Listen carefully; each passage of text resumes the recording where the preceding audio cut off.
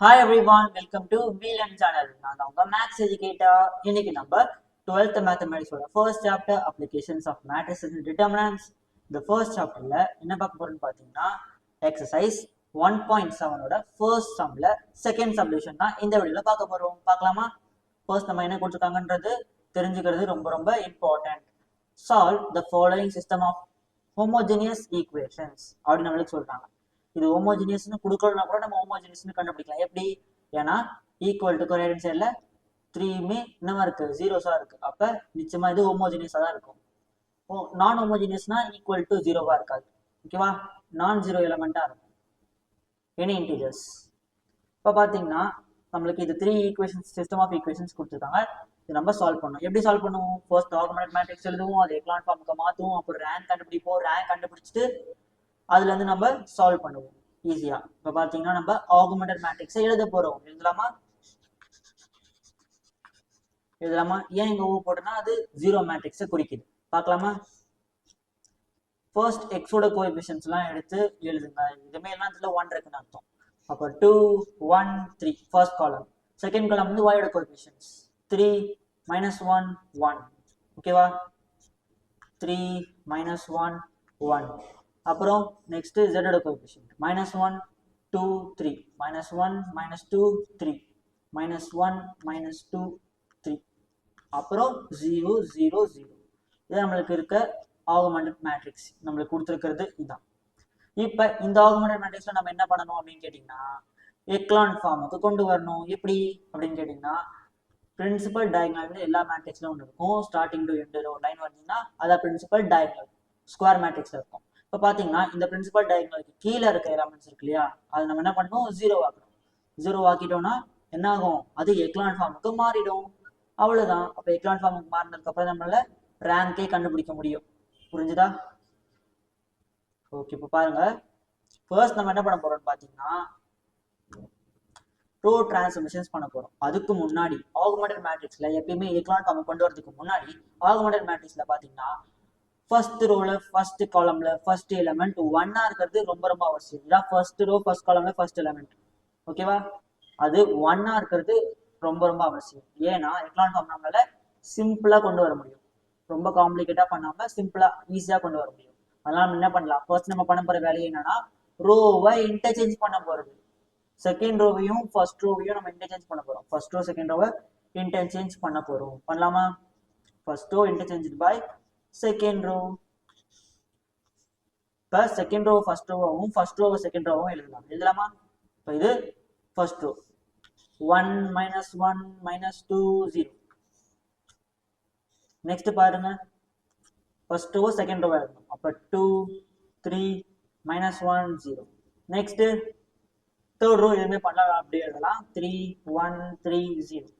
இப்போ நம்மளுக்கு இந்த மாதிரி ஒரு மேட்ரிக்ஸ் கிடைச்சிச்சா. இப்போ நம்ம என்ன பண்ணலாம், டைரக்டாவே சம்குள்ள போயிட்டு சால்வ் பண்ணி இந்த இடத்துல ஃபர்ஸ்ட் ஜீரோ கொண்டு வரலாம், அப்புறம் இந்த இடத்துல ஜீரோ கொண்டு வரலாம். அப்பதான் நம்மளுக்கு எக்லான் ஃபார்ம் வரும். ஓகேவா? இப்போ பார்த்தீங்கன்னா நம்ம அடுத்த டிரான்ஸ்ஃபர்மேஷனை பண்ண போறோம். என்ன பண்ண போறோம்னு பார்த்தீங்கன்னா ரோ 2வையும் ரோ 3யும் நம்ம ஃபோக்கஸ் பண்ண போறோம். ரோ 2 ரோ 3 என்ன பண்ண போறோம்னு பார்த்தீங்கன்னா ரோ 2 இருக்கு இல்லையா, ரோ 2 minus 2 ரோ 1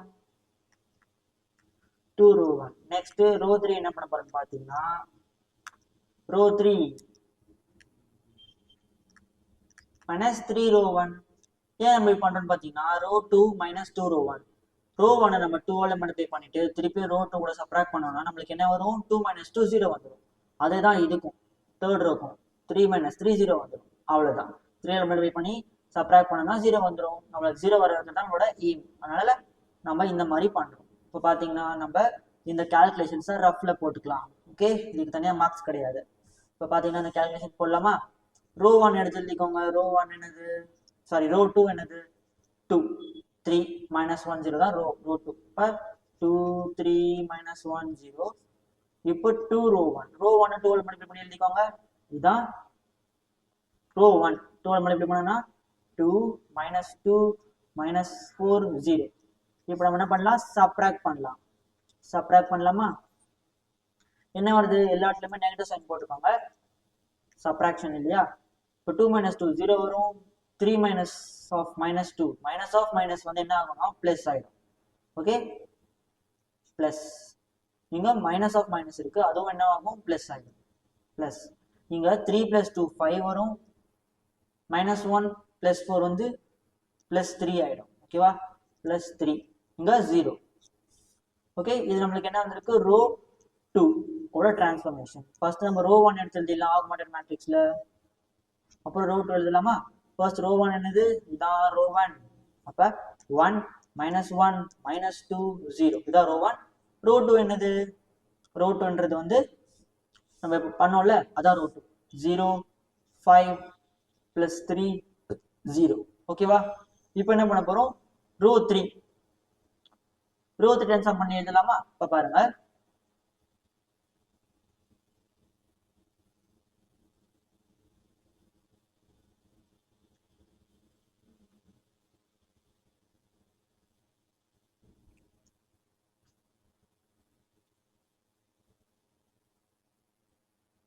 இப்போ நம்ம ரோ 3 எடுத்து எழுதலாமா. இது 3 மல்டிப்ளை பண்ணலாமா. இப்போ பாத்தீங்கன்னா ரோ 3 பாத்தீங்கன்னா இதான் ரோ 3. எழுதுங்க 3 1 3 0. இப்போ ரோ 1 3 மல்டிப்ளை பண்ணா 3 minus 3 minus 6 0. ஓகேவா, 3 ஆல மல்டிப்ளை பண்ணி எழுதிருக்கோம். ஓகே, இப்போ நம்ம இதை சப்ட்ராக்ட் பண்ணோம்னா எல்லாத்துலயும் நெகட்டிவ் சைன் போட்டுக்கோங்க. போட்டாச்சா. இப்போ மைனஸ் ஆஃப் மைனஸ் வந்து என்ன ஆகும் பிளஸ் ஆகும், அதை நீங்க மறந்துடக்கூடாது. இது என்ன ஆகும் பிளஸ் ஆயிடும். அப்போ இது பிளஸ் 3 ஆகும், இது பிளஸ் 6 ஆயிடும். ஓகேவா. ஓகே, இப்போ பாத்தீங்கன்னா நம்ம என்ன பண்றோம் சப்ட்ராக்ட் பண்ண போறோம். 3 minus 3 0 வந்துடும். 1 minus 3 4, 1 plus 3 வந்து 4 ஆயிடும், ஏன்னா பிளஸ் ஆயிடுச்சு. 3 plus 6 வந்து 9 ஆகும். 0 minus 0 அதுவும் 0 தான், எதுவும் மாற போறது இல்லை, 0 தான். இப்போ நெக்ஸ்ட் இதை நம்ம என்ன பண்ணலாம் ரோ 3 போட்டு எழுதிக்கலாம். நோட் பண்ணலாமா. இப்போ 0 4 9 0. ஓகேவா, நம்மளுக்கு இந்த மாதிரி மேட்ரிக்ஸ் கிடைச்சிருச்சு. இப்போ நம்மளுக்கு என்ன வரணும் நெக்ஸ்ட் ரோ ஃபார்ம் வர்றதுக்கு 4 இருக்கிற இடத்துல நம்மளுக்கு 0 வரணும். அவ்வளவுதான், வர வைக்கலாமா. எப்படி பாருங்க, ஃபர்ஸ்ட் நம்ம ரோ 3 மட்டும் தான் ஃபோக்கஸ் பண்ண போறோம். இப்போ ரோ 3 மட்டும் ஃபோக்கஸ் பண்ணலாம். ரோ 3 பாத்தீங்கன்னா என்ன பண்ண போறோம்னு பாத்தீங்கன்னா ரோ 3யும் ரோ 2ம் தான் நம்ம வச்சு பண்ண போறோம். ரோ 3 வந்து நம்ம 5 ஆல மல்டிப்ளை பண்ணி எழுத போறோம். First 5 row 3 minus 4 row 2. Row 2 row 3 மட்டும் தான் நம்ம இன்வால்வ் பண்ணுவோம், ஏன்னா ரோ 1 இன்வால்வ் பண்ணக்கூடாது, ஏன்னா ஃபர்ஸ்ட் எலிமெண்ட் 0வா இருக்கு. 0வா இல்லாம வேற ஏதாவது இன்டிஜர் இருந்துச்சுன்னா நம்ம ஏற்கனவே வர வச்ச 0 போயிடும், வேற ஏதோ ஒரு இன்டிஜர் வந்து 0 இருக்கிற இடத்துல வந்துடும். ஓகேவா, அதனால ஃபர்ஸ்ட் ரோ எடுக்கக்கூடாது, செகண்ட் ரோ தேர்ட் ரோ தான் பண்ணியாகும். இப்போ நம்ம இந்த மாதிரி கிடைச்சிருக்கு. இப்போ நம்ம இதை பண்ணோம்னா நம்மளுக்கு என்ன வரப்போகுதுன்னு பாருங்க. ஃபர்ஸ்ட் கால்குலேஷன்ஸ்லாம் ரஃப் காலம்ல போட்டுக்கலாம். ரோ 3 5 ஆல மல்டிப்ளை பண்ணி எழுதிக்கலாமா. இதான் ரோ 3. 4 0 வந்துடும். 4 5s are 20, 9 5s are 45 0. Next row 2 4 ஆல மல்டிப்ளை பண்ணி எழுதிக்கலாம். எழுதுனா என்ன வருதுன்னு பாருங்க. 0 5 4s are 20, 3 4s are 12, 0 0 0 தான். 0 4s are 0. இப்போ நம்ம என்ன பண்றோம் சப்ட்ராக்ட் பண்ணிட்டு இருக்கோம். அப்ப எல்லாத்துலயுமே நெகட்டிவ் சைன் போட்டுக்கோங்க. சப்ட்ராக்ட் பண்ண என்ன வருது பாருங்க. 0 minus 0 0 வரும். 20 minus 20 0 வந்துடும். 45 minus 12 எவ்வளவு வரும். 45 minus 12 வந்து 33 வரும். பிளஸ் 33 தான், மைனஸ்ல பிளஸ் 33. அப்புறம் 0. இது நம்மளுக்கு என்ன வந்திருக்கு ரோ 3 வந்திருக்கு. இப்போ நம்ம என்ன பண்ணலாம், இதை அப்படியே எடுத்து நோட் பண்ணிக்கலாம். ரோ 1 நோ சேஞ்சஸ் அப்படியே வரும். -1 1 minus 1 minus 2 0. ரோ 2 அதான் அப்படியே வந்துடும். 0 5 3 0. அப்புறம் லாஸ்ட் ரோ 0 0, இதான் நம்ம லாஸ்ட் ரோ. 0 0 33 0. இதான் நம்மளுக்கு கிடைச்சிருக்க ஃபைனல் ஆகுமெண்டட் மேட்ரிக்ஸ். ஏன்னா நம்மளுக்கு ரோ எக்லான் ஃபார்ம் வந்துருச்சு, எக்லான் ஃபார்ம் வந்துருச்சு. நம்மளோட எய்ம் வந்து முடிஞ்சு போச்சு, ஜாப். இப்போ பார்த்தீங்கன்னா நம்மளுக்கு எக்லான் ஃபார்ம் வந்துருச்சு. இதுல இருந்து நம்ம என்ன பண்ணலாம், அப்படியே கண்டினியூ பண்ணி ரேங்க் மெத்தட்ல போட்டு கண்டுபிடிச்சிடலாம்.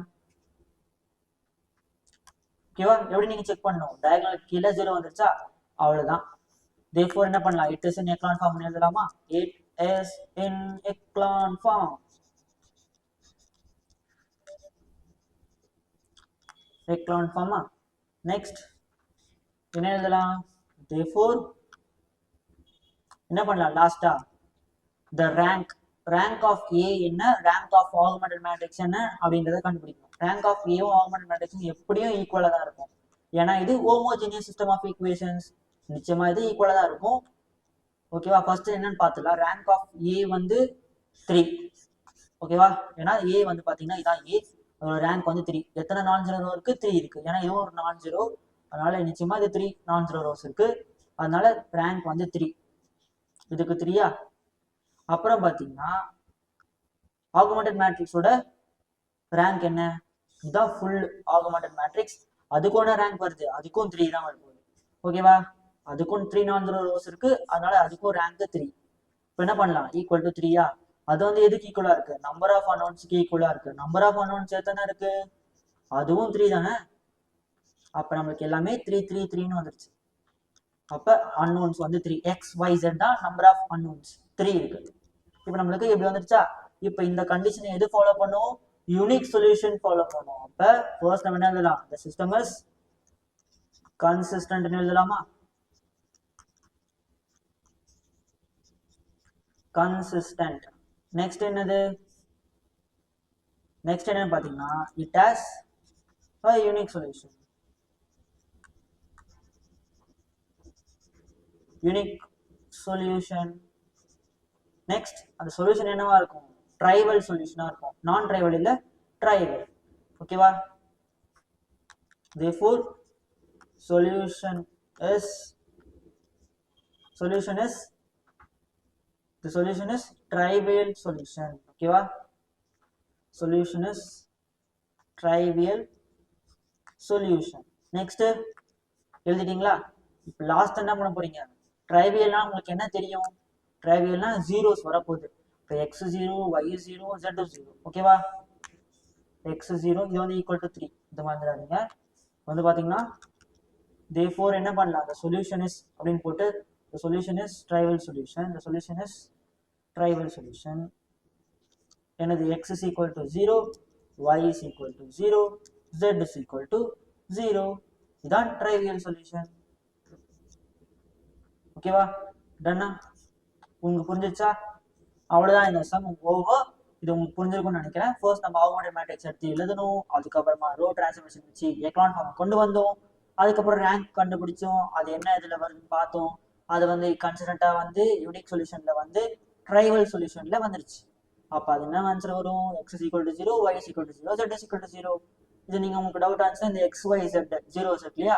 இதை நீங்க என்ன பண்றீங்க? அப்படியே எடுத்துட்டு போயிட்டு இந்த ஈக்குவேஷன் சப்ஸ்டிட் பண்ணி பாத்தீங்கன்னா என்ன வரப்போகுது? 0 is equal to 0ன்னு வரும். Okay, it has unique solution. Okay, புரிஞ்சுதா? யூனிக்னால என்ன? அது என்னது? Trivial solution. ஓகேவா? ஓகே, உங்களுக்கு புரிஞ்சிருக்கும்னு நினைக்கிறேன். இதை வச்சுதான் நம்ம இந்த கண்டிஷனை கண்டுபிடிச்சோம். அவ்வளவுதான் இந்த சம். தேங்க்யூ.